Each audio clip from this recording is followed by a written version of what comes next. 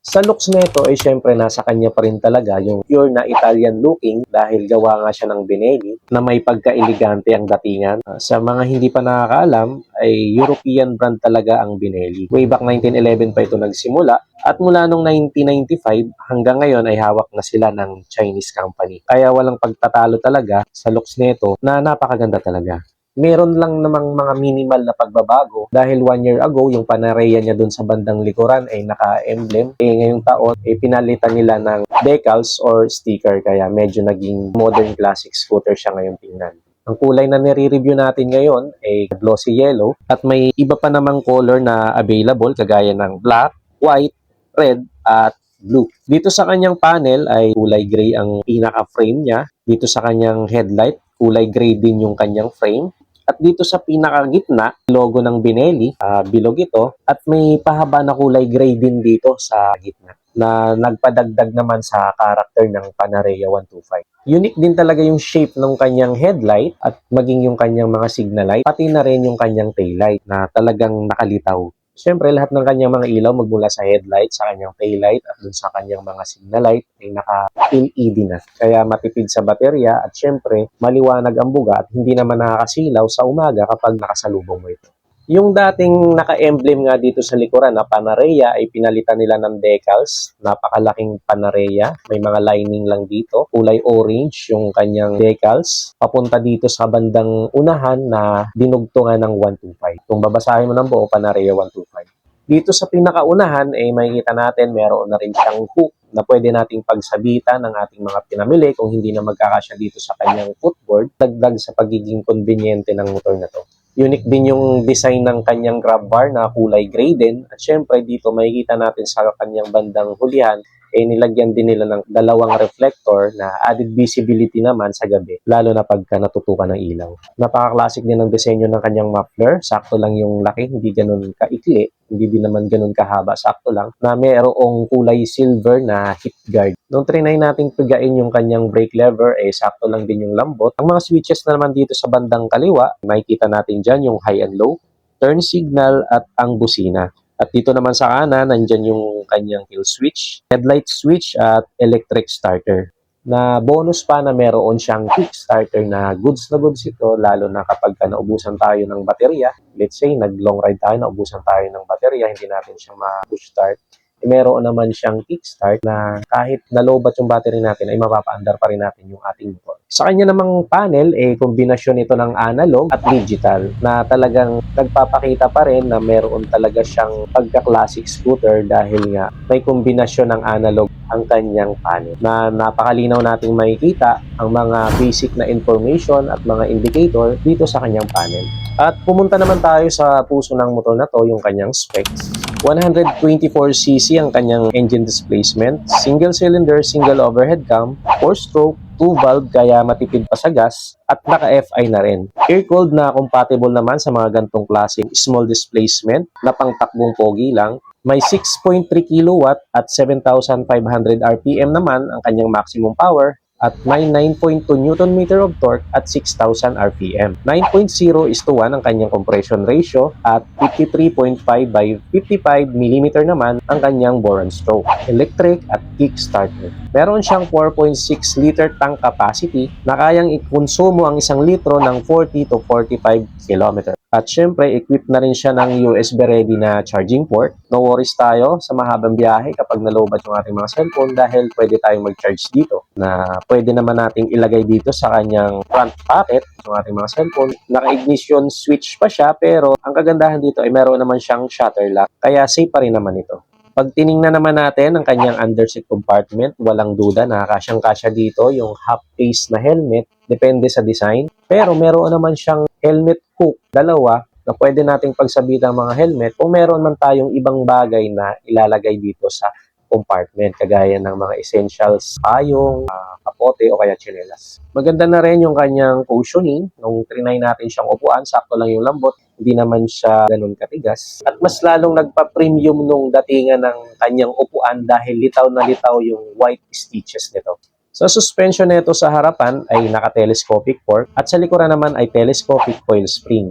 Ang mga gulong nito ay parehas na naka-tubeless, mags type na classic pa rin yung datingan. Makikita naman natin sa kanyang mga spokes na may sukat sa unahan na 100, 90 by 12 at sa hulihan naman ay 120, 90 by 12. So may kalaparan na rin yung kanyang mga gulong. Kaya stable na rin ito kapag ginamit natin sa mga malulubak na kalsada. Naka-disc brake sa harap na may 2-pot caliper at mechanical drum brake naman sa likuran. Perfect ito sa mga lady rider o kaya sa mga beginner dahil hindi kayo mahirapan dito na i-maniobra or i-park, kumbaga swak sa Pinoy dahil ang dimension nito ay may 1,820 mm na length, 690 mm naman na width at 1,090 naman sa kanyang height na may bigat lamang na 104 kilograms. Standard din ang sukat ng kanyang ground clearance kaya ligtas na ligtas ito sa mga malulubak na kalsada ng Pinas at sa mga higanting humps dahil may sukat yung kanyang ground clearance na 135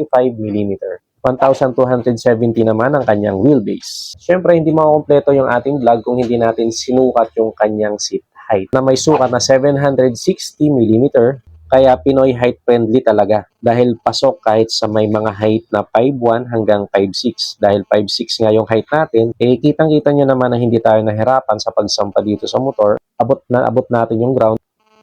Ang Benelli Panarea 125 ay available dito sa Benelli Antipolo, LGM Motorcycles in front of Inares. At ang spot cash ng Panarea 125 ngayong taon ay 88,800 na dating 95,000. Kaya malaki-laki talaga ang discount nila ngayong taon.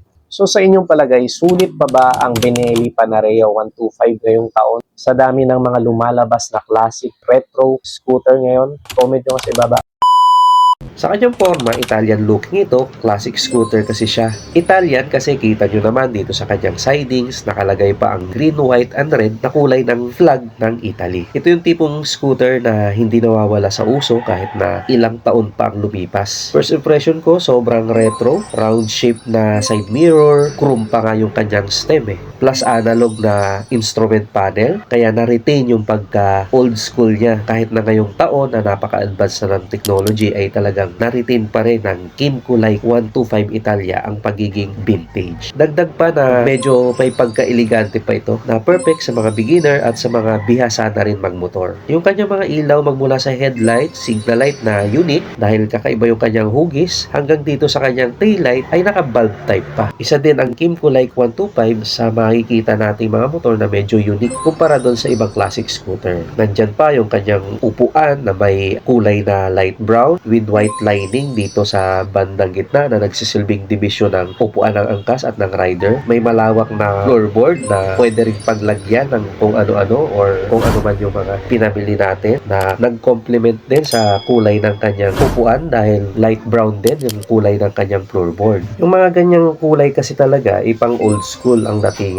At isa pa sa agaw pansin dito sa scooter na to, dito sa kanyang bandang hulihan, yung kanyang grab bar na medyo payat. Stainless ito na medyo kakaiba din dahil may additional na grab bar dito, karugtong na medyo mataas. Minimalist din siya kasi walang decals ang scooter na to. Sa harapan niya may emblem na like, bandang kaliwa. Dito naman sa pinakagitna may badge ng Kymco. Dito naman sa kanyang sidings, magkabilaan, bandang gitna po yan, ay mayroong emblem na like 125 at dito sa kanyang pinakababa ay may kulay na green, white, and red at Italia. At dito naman sa kanyang likuran ay may Kymco. At syempre, yung talagang pinakakaiba dito sa motor na to, kumbaga yung kanyang pinaka-character talaga, ay makikita natin dito sa kanyang unahan na may V-shape na kulay silver at dito sa unahang tapaludo, may parang palong siya o parang single winglet lang na kulay silver din. At may isang guhit dito sa kanyang gilid, magkabilaan niya, left and right, na silver din. Kaya parang ang linis lang niya tingnan, kumbaga. Yung kanyang kulay, pearly white, isa yan sa mga paboritong kulay pagdating sa mga motor. Pero yung ganyang kagandang kulay ay may kaakibat na responsibilidad. Siyempre, pag white, dumihin talaga. Kaya mga ganyang kulay talagang dapat panatilihin yung kalinisan. Meron naman siyang ibang kulay, kagaya ng light blue, midori green, at itong ating nire-review ngayon na pearly white. Walang duda sa kanyang looks na napakaganda talaga at pasok sa mga kabataan or sa mga biyasaman magmotor. Pero sa kanyang specs, kumusta kaya? Meron siyang 124.6cc engine displacement to be exact, single cylinder, single overhead cam, 4-stroke, at okay lang kahit na naka-air-cooled pa siya kasi pang chill ride lang naman ang scooter na to. Ang air-cooled kasi ay perfect naman or compatible sa below 200cc, plus ang scooter na to classic pa kaya pang takbong pogi lang. At saka less maintenance din. Naka-carb type pa siya pero matipid pa rin naman sa gas kasi naka 2 valve pa po ang scooter na to. Ang kagandahan naman sa carb type bukod sa less maintenance na madali lang ding ayusin once na nagka-problema ang karburador ng ating mga motor. May lakas na 7 kW at 8,000 RPM at sipa na 9.5 Nm of torque at 6,500 RPM. CVT automatic. Isa sa pagiging konbinyente ng motor na to ay may maayos siya na compartment dito sa pinakaharap. Disusi pa yan kaya safe na safe kung ano man yung ilalagay nating mga bagay dito na importante kagaya ng papeles, mga essentials or kahit na phone man natin dahil may charging port na rin po yan kaya mai-organize po natin dito ng maayos ang ating mga gamit kapag naglagay tayo dito. 20 liters naman ang sukat ng underseat compartment na siguradong magkakasya yung half-piece na helmet. May helmet hook naman ito na dalawa para naman sa angkas natin or doon sa mga gumagamit ng full-face na helmet. At ang kanyang tank capacity ay 5.5 liters at kayang magkonsumo ng 45 km per liter. Naka-telescopic port nga pala yan dito sa kanyang front suspension at dual shock absorber naman sa likod with 5-stage preload adjustment. Isa yan sa points ng motor na to dahil ang ibang 125cc ay naka-single shock absorber lang dito sa likod pero ang isang to ay naka-dual shock absorber na po. At sa sukat naman ng kanyang gulong ay hindi alangan sa laki ng motor na to dahil sa harapan ay may 110/70/12 at 120/70/12 naman sa likod. At isa pa sa kagandahan sa motor na to kahit na 125cc lang siya ay parehas na pong naka-disc brake ang unahan at likurang preno nito. Sa panahon ngayon, meron pa rin tayo nakikita na kahit 150cc ay naka-drum brake pa rin sa likod pero ang Kymco Like 125 Italia ay parehas na pong naka-disc brake. Kahit na wala man siyang CBS or ABS ay okay lang naman, maganda yung stopping power dahil nga naka-disc brake na siya. Na okay lang naman dahil pang chill ride lang din naman yung motor na to. 115 kilograms ang bigat ng motor na to kaya kahit beginner man ang magdala ay hindi mahihirapan dito sa motor na to. Hindi tayo mahihirapan na sumingit man sa mga traffic na lugar or imaniobra dahil nga medyo may kagaanan ang motor na to. Sa dimension niya naman 1,915 yung kanyang length, 690 naman yung kanyang width at 1,115 ang kanyang height. Sa kanyang wheelbase na 1,314 mm at 150 mm naman ang kanyang ground clearance kaya safe na rin ito sa mga humps o malulubak na kalsada na meron tayo dito sa Pinas. Nung sinukat naman natin yung kanyang seat height na 790mm ay maayos nating naabot ang sahig. Sakto lang sa Filipino rider, kumbaga swak sa average height ng mga Pinoy. At maganda din kahit na lady rider ang sumubok sa motor na to. Kasi kahit na may height ka na 5'2", iabot na abot mo pa rin ang ground. Ang height nga pala natin ay 5'6", kung gusto nyong gawing reference. Ang tanong, pasok ba sa budget ang presyo ng Kymco Like 125? Dahil ang SRP ng Kymco Like 125 ay 89,900 at available ang unit na yan dito sa LGM Antipolo. So sa inyong palagay, sulit pa rin ba ang Kymco Like 125 sa dami ng bagong classic scooter ngayon? Comment nyo kasi baba. So that's it for today's vlog. Kung umabot ka sa huling bahagi ng ating video ay huwag mo lang kalimutang mag-like, mag-subscribe na rin para mas ma-update pa kita sa mga susunod pa nating video. So that's it for today. Thanks for watching. Bye-bye.